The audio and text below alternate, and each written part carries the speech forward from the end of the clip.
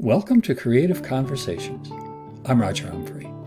In this episode, I'm pleased to welcome Joshua Altman. He's the founder and CEO of Beltway Media. That's a communications consultant firm in Washington, D.C. Please join us as he talks about his background, how he came to start his company, and the various types of creativity that he needs to help his clients. Hey, before we begin, please hit the like, follow, and subscribe buttons and all the other buttons that you happen to see down there. Also, leave a comment.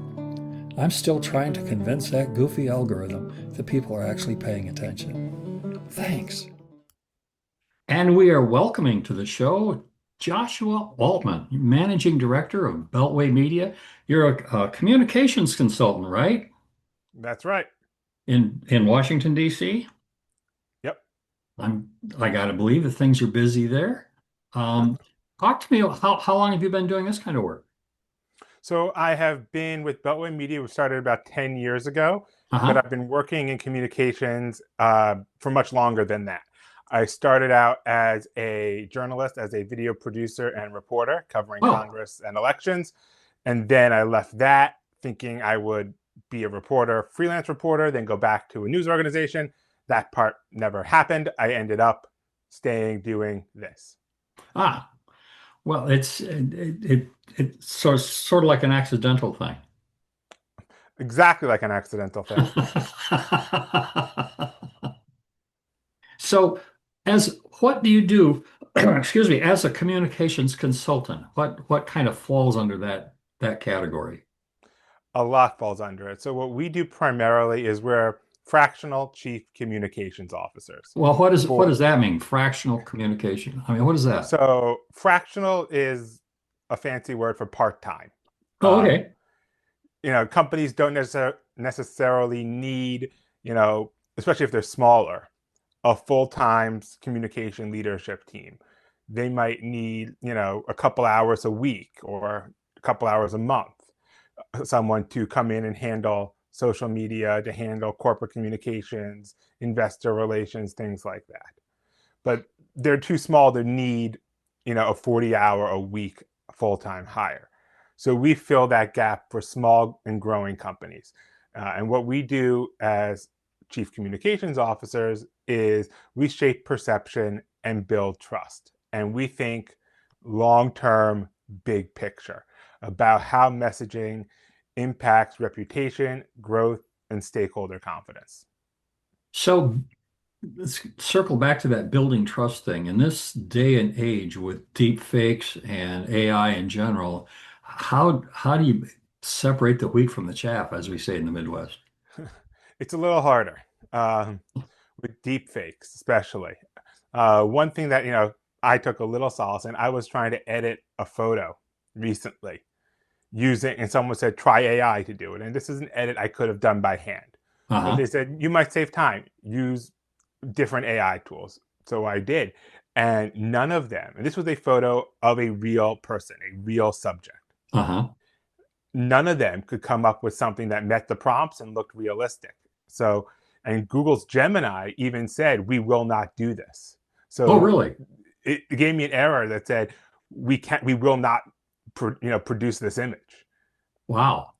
So they are building in at least the main commercially available tools, Claude, Perplexity, Gemini, and others are making this a thing where they are building in these safeguards. That's good news. That's happy news for the rest of us because we just hear the bad stuff on the evening. Yeah. So it's kind of good to know that they are taking the bull by the horns a little bit. But aside from taking like a legit photograph, I mean, if I want to get AI to create for me some sort of a bogus image, it doesn't have to be an individual even. I mean, or create some sort of, I don't know. It just seems like there's a lot of potential for mischief there. There is. And that's where it comes down to, the user, the consumer, being, a smart media consumer in a lot of cases. Just thinking, does this pass the smell test? Does this make sense? at the most logical level. I think a week or two ago, there was a video floating around of Stephen Colbert. Um, I think he hinted that he might run for Senate in it. And, the first thing people were like was, is this real? And if you Google, it was like, no, there was no verification on it. Ah, So, you know, it was just another AI video. wow. Wow. So in your particular case, then your challenge, such as it is to make sure that your client comes across as, I want to say authentic. Would that, Yeah, authentic, genuine, trustworthy. Like, we're trying to build and maintain trust long term. That is our goal for every client. And sometimes that's harder, sometimes it's not. And it really just depends a lot on the client and even the industry. Some industries are more trustworthy than others. To fall back on, an old cliche, used car salesmen, people aren't trusting them as much. right. So who is your typical client? Do you have a typical client? Yeah. So it's small, medium businesses, startups, and scale ups primarily. And, they are because they don't have the need or resources in many cases for a full time communication staff. So So we fill that. is there a particular field involved, a particular like engineering or magic supplies or I'll take magic supplies. That would be new to me. But mostly it's based on, we look at the size and, goals of the business. A lot, we have government contractors because of where we're located, of course. Sure. We have, research firms. We have a lot of IT companies, managed service providers. Those tend to be, things that are more common, but also have had green energy, Oh yeah, sure. and blockchain and AI. So it really can vary. But our focus is less on an industry and more on where you are as a business and what your goals are. So now as a consultant, do you actually like create content for them or just kind of give them an idea of how to do it or combination? No, we do a both. So the content creation's a big part of it. We do work hands on to develop that consistent storytelling Ah, across their internal, external, digital, print channels, whatever those are for that business. So we are really getting our hands dirty with them. And in some cases, they might have an external social media agency, but it's been, a founder or CEO who's been that point of contact for the agency. He no longer has time to be the internal point of contact. So they bring in the fractional chief communications officer now to be that person who's taking over, that role. so you're doing like social media, websites, all of that kind of stuff. All of that. Wow. That's as a one-man band, that's I find that to be almost daunting. I get up in the morning and look at that and go, oh, I don't want to do it. But I have to, of course, but yeah, that's pretty tough. So you also do some crisis management. What is that all about? Hopefully, it's about preparing for things that don't happen. Oh, okay. Can you elaborate a little bit? Yeah. So I what mean, we do is we will work with you ahead of time to prepare for the crises that we can foresee and build out templates for the ones that we can't. So it's writing holding statements, press releases, assigning roles, delegating who's going to be responsible, who's the backup, things like that for our clients. Hopefully, you never have to pull this off the shelf and use it. yeah, yeah, I get that. I get that. It's sort of like insurance. The best insurance is the one you don't have to use. So, um, So is this, God, I hate to, this is probably a vulgar term in your world, but is this what the general press would refer to as a spin doctor? Yeah, in a lot of cases. Okay, yeah. No, I don't mean to be offensive. I'm just trying to nail No, things. it's not. The people who do spin know what they're doing. There's no question about that. There is no question about that. So is there a particular client or campaign, I probably should say, that you're really kind of proud of? One that you point to and go, that was me, or a company that you Oh. really helped build? So what we do is, So we're not building the company. I don't want to take credit for the Okay. CEOs and these founders' great work because they're the visions behind their companies. What we say is we're the expert at communicating your expertise. Oh, okay. So you're these founders, these owners, they're the vision behind their company. They're the engineers, they're the data scientists. We just take, their engineering talk and make it understandable for, customers, for investors, for the general public. I was talking to actually a cousin recently, and he's heavily involved in AI research and doing some things. And he was talking about how they're trying to mimic how we think. Excuse me, that's not right either. Not how we think, but rather how the brain works in general, and Mm-hmm. mapping the brain and what's going on in there and such. So he started talking about neurons. And I started laughing and I says, okay. He says, your brain is made up of neurons. I said, my brain is made up of neurons and morons. You have to gotta break that down a little bit. And he started to laugh. But so you kind of taking that same thing, taking techno babble, as we would call it over here in this side of the world, and turn it into something that's approachable and understandable to the general public. Always. That's got to be a challenge. How do you learn how to do that? So again, I started as a webcast news producer, shooting, editing, writing for congressional news publication. I Uh-huh. was, you know, at a newspaper where I was for a while one of only two video people, handling a lot of their tech. So it was a lot of explaining, even things like cameras, web content, live streaming to people who come from a very different background. So that was really good training for what I do now because I was a digital video journalist at a newspaper really before or as that was really starting to take off. So it was a interesting experience that really I learned a lot. So in my my little moron brain here that I was referencing a moment ago, when I think of a communications consultant, I guess I was thinking in terms of print, but you're more of a multimedia kind of organization. Yeah. We print, we say, there are, four things that we focus on: what people read, see, hear, and experience. Print, read is incredibly important. That's where a lot of things come from. What people see is, are they reading the print on, is it closed captions? Is it, a flyer that they've been handed out? Is it, a pen that someone left behind somewhere?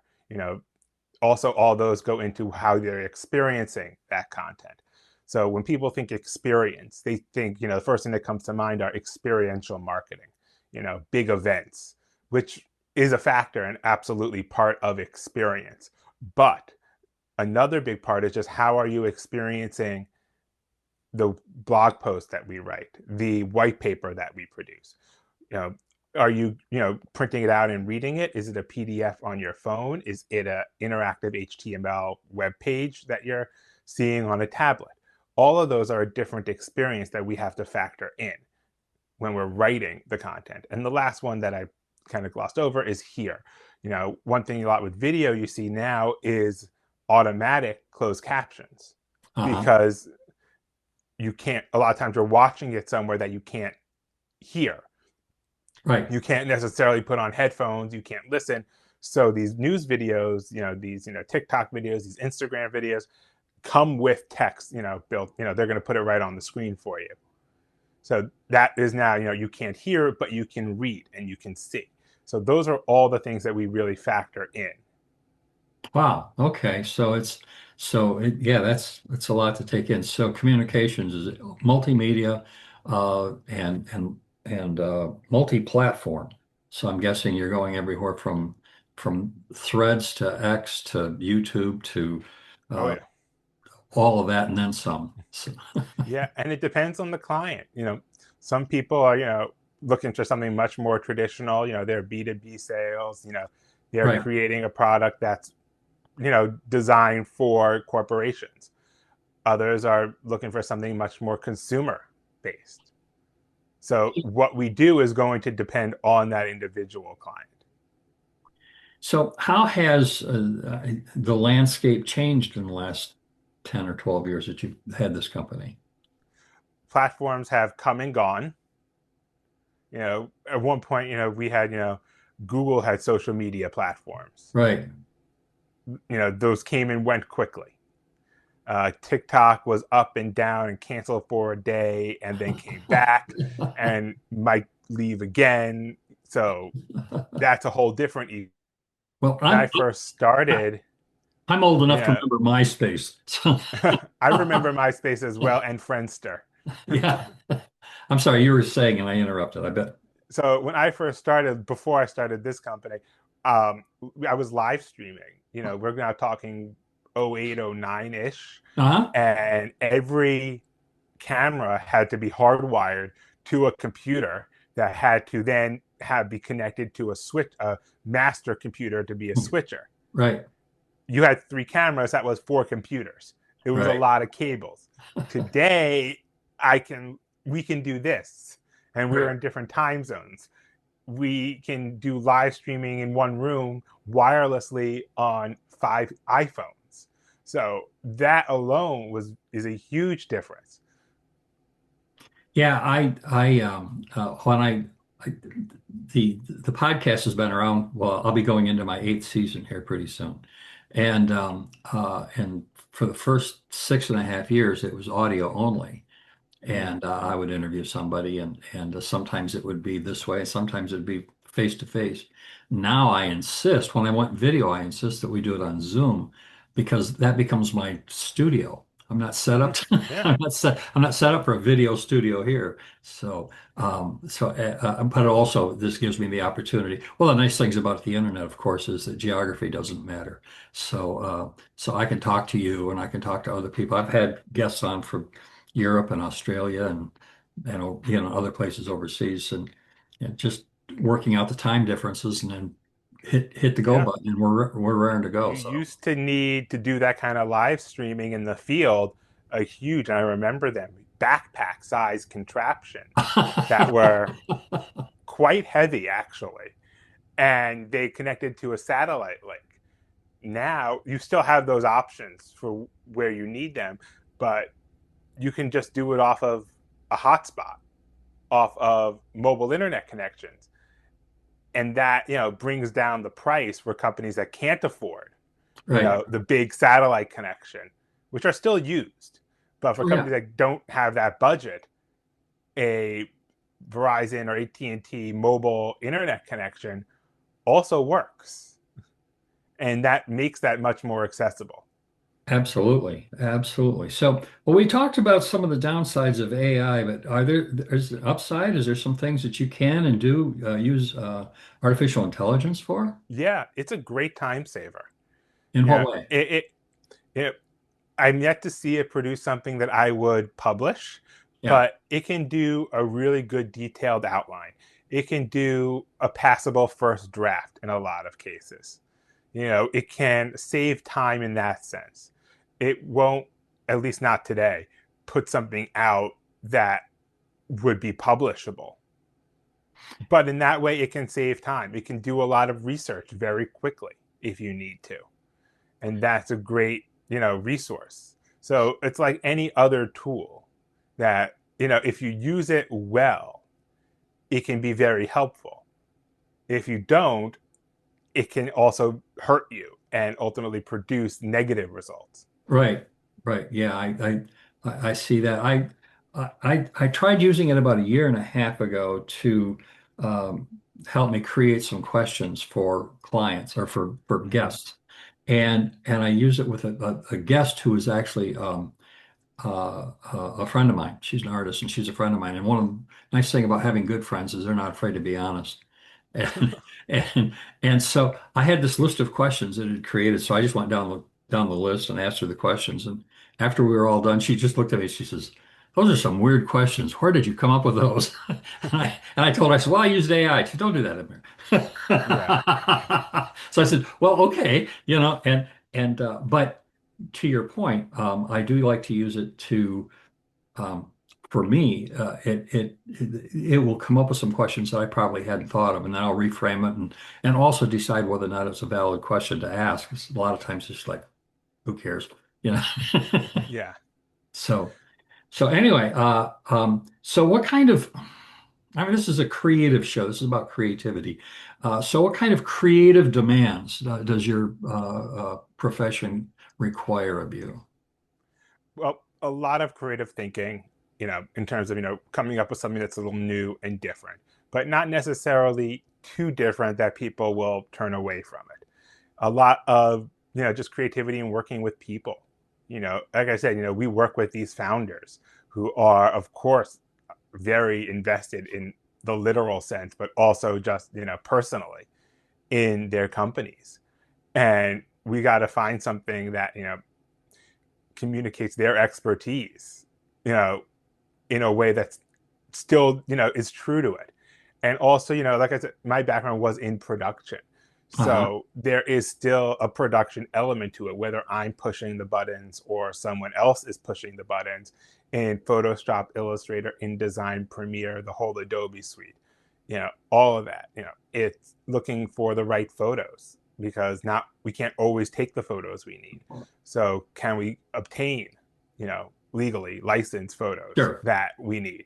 And are they boring stock photos or are they, nice creative images? And do they fit what we want to talk about? So those are, all different problems that we address, and we do that every day. And we don't want everything to look the same. Companies have their brand, their style, their guide, their look. That, of course, varies company to company. So we need to make things different, for different clients. But also, even within your look, we don't want to get stale. We need to keep things a little fresh. Right. It's interesting because I'm a musician by trade, I've done a lot of studio work over the years, and there's a couple of studios that when I hear jingle, usually local produced stuff, and I hear it and I go, okay, I know. They do everything in such a same way and everything in such a stock fashion. It's like, geez, break out of the routine a little bit, and think. I think for me, that would be the hardest part is what the job is and not falling into a routine and doing it the same way every time. Yeah, and that does become difficult, especially when you're trying to make different clients in different industries who are, all similar in the sense that they are, startup companies, 5 to 25 employee, range companies. But, Uh-huh. you know, some are producing software, some make physical products, some are, you know, B2B, some are trying to be government contractors. They're all in different places doing different things. So when you think about that, you have to make them different. And that's where we think about audiences a lot. What we're trying to get to a government audience is very different than what, a consumer is going to be interested in and how they're going to want to receive that information.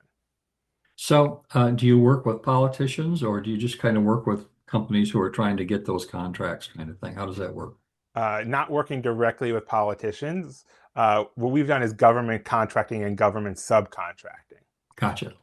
Uh-huh. Okay. which is the other side. So Oh, yeah. not it's not the politics side. It's not running for office. It's not office holders. It's the, for lack of a better phrase, the day-to-day business of government and government agencies that go and provide services that give out grants. Sometimes billions of dollars in grants Okay. over a year. Not one grant, but over the year. You know, those are what we're working with. Gotcha. So you might be creating, um, I'm off the top of my head for a moment here. You might be creating promotional videos, for example, that would be going out to a specific target audience, not necessarily Yeah. for broadcast, but No, not for broadcast, but it could be for, web. It could be for a conference ah, that, they're holding. right. It could be just, for a meeting, that, for employees or investors or whomever. So not necessarily for broadcast or even public consumption. It could just be, the conference video. Well, when I tell people that back in my youth, back when I had hair, uh, I wrote a lot of film scores, Oh, and they immediately think Hollywood, right? Or they think in terms of television. And I explained, no, it's mostly what I did was industrial films, training films, and things like yeah. that. Yeah, they had a budget that went beyond a needle drop situation, and so I was able to kind of provide some additional music for that. But that's and I've had some stuff show up on PBS and things, but that was never the intention. It was always that more of a industrial aspect to it. So it's an interesting side of the world that most people don't think about. No, you're right. People think of Hollywood or, broadcast television, but there's a lot that's, just corporate. Yeah, well, it's my guitar. People ask me what I do for a job, and I say, "Oh, I play guitar." And what's the name of your band? Well, I don't play in a band. I play Bach, Mozart, stuff like that, and I do it all by myself.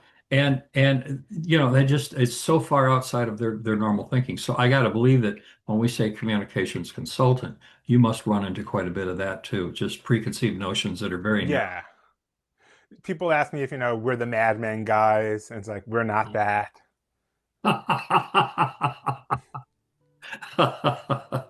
Although you might make a mean martini, we don't know. So, One day we'll find out. Josh, thank you so much for taking the time out of your day to do this. I so deeply appreciate it. My pleasure. Thank you for having me. I hope to do it again one of these days real soon. Real soon. Okay, bye-bye. Bye. I want to thank Joshua Altman for taking the time from his very busy day to talk with me. And thank you, too, for spending time with us. I'm still trying to grow this program and admittedly don't really know what I'm doing. So if you have any ideas, suggestions, or criticisms that you think might help, please leave a comment or send me an email. Go to roger@rogerhumphrey.com. I would really appreciate your input a lot. And in the meantime, check out some of the other episodes of Creative Conversations with Roger Humphrey.